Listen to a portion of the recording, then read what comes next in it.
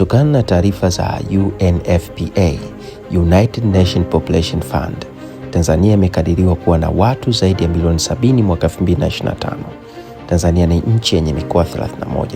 Kati ya hiyo, 5 kutoka Tanzania Zanzibar ni nchi yenye kila aina ya fursa za uwekezaji, ikiwemo sekta ya madini, utalii, kilimo, ufugaji, uvuvi, hata sekta ya milki, ikiwafaidisha wageni na wenyeji.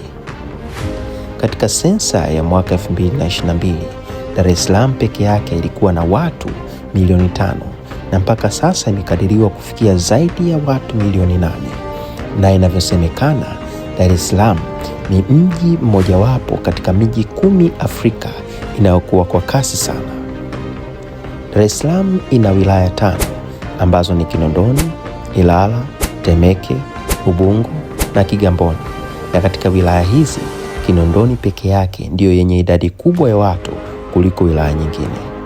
Na inavyosemekana, Kinondoni ndiyo imejaza makazi ya watu mashuhuri Tanzania, kuanzia waimbaji muziki, waigizaji, wafanyabiashara wakubwa na viongozi wa nchi. Je, umeshawahi kujua ni kwa nini? Follow page yetu uwe mtu wa kwanza kupata dondoo za kuwasha sikio na kukuna kichwa kwenye sekta ya milki.